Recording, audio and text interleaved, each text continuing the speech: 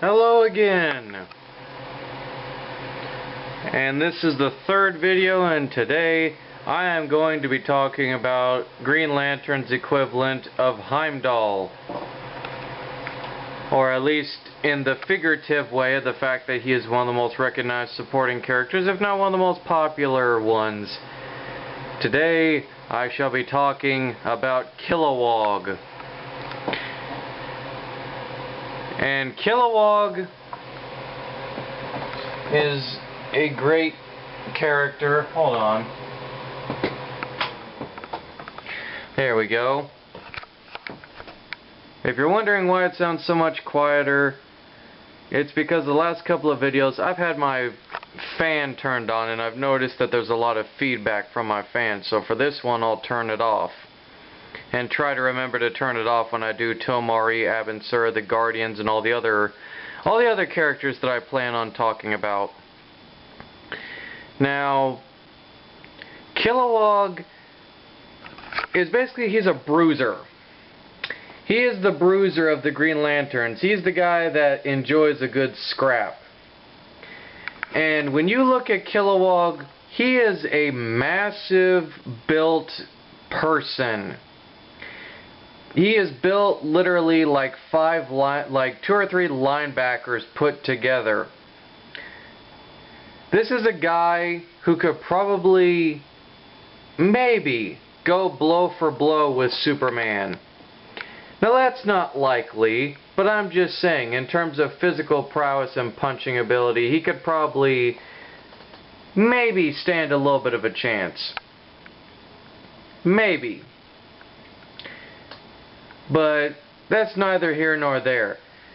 Kilowog is actually, as I discovered in doing my research, he is actually a gifted genetic scientist. Yes, he is a geneticist of sorts from the planet Bolvik-Vac. I think it's how you pronounce it. Bolvik-Vac. Yeah, that's how you, I guess, pronounce it. And Kilowog is, when you look at him, he has a very porcine appearance. Or to basically put it in plain English, he has a very pig-like expression. But man, and he is actually, he's the trainer of new recruits on Oa. He spends the majority of his time on Oa training new recruits. And he's a bit of a hard ass. And a lot of people on Oa don't know Kilowog, just think he's an asshole. But in truth, he's a hard ass on the recruits because he cares. Because when he was a recruit, he was trained by a Green Lantern called Ermi, or Sergeant Ermi.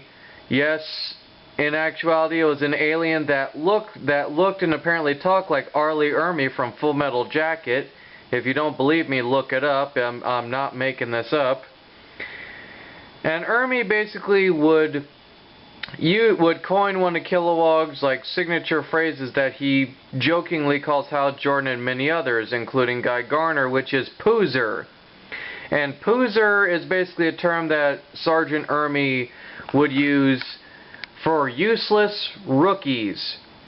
And believe it or not, Kilowog, even though he's the most dangerous of the Lanterns, aside from Hal Jordan and many of the others that are well known or well trained, he actually was a bumbling recruit.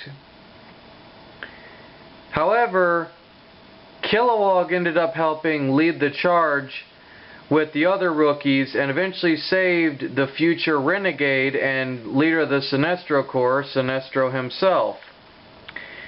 So in a way, Kilowog, I guess you can say, takes a little bit more of a personal vendetta against Sinestro because of something like that.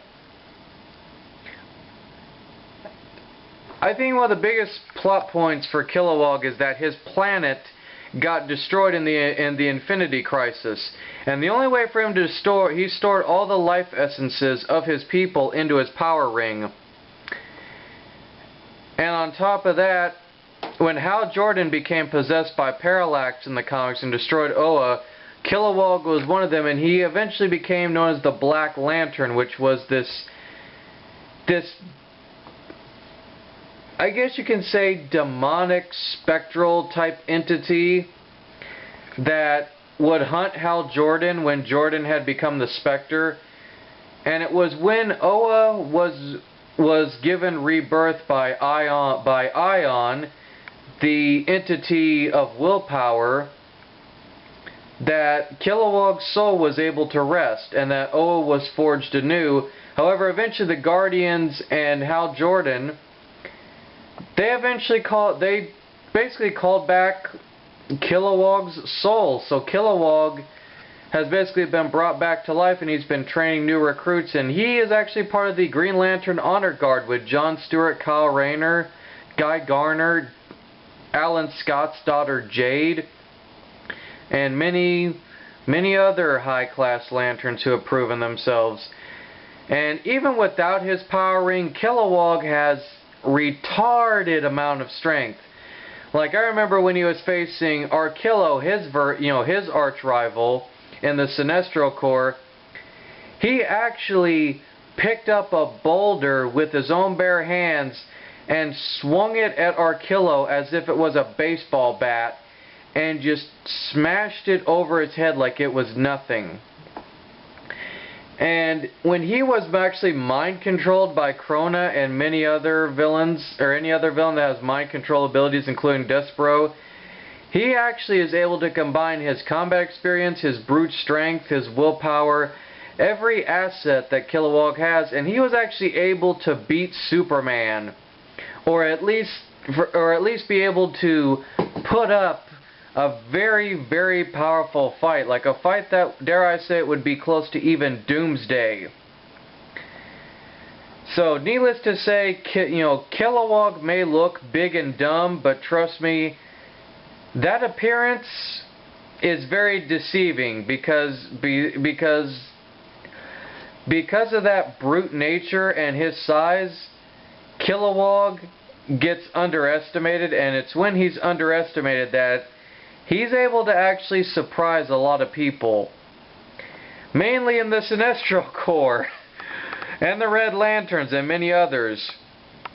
But I feel Kilowog is a great supporting character, and I'm glad to see that he's a character that whenever you talk about Green Lantern, Kilowog is usually one of the supporting characters that most people think of. And he's a very likable character. I certainly like Kilowog, and I'm looking forward to seeing him not only in the live-action movie, but, in other films, and maybe if they'll expand upon his origins. And I gotta say, Michael Clarke Duncan doing his voice in the live-action movie is very stereotypical on one hand, but on the other hand, it fits perfectly for Kilowog. Just like James Manson's voice. Or no, I'm sorry, not James Manson. Michael Manson, I meant to say. Just like Michael Manson's voice in First Flight fit perfectly for him. And even Kevin Michael Richardson I can picture being a very good voice for Kilowog.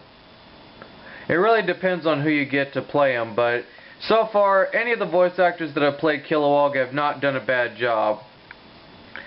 But I'm rambling on, guys. That is pretty much a basic origin for Kilowog.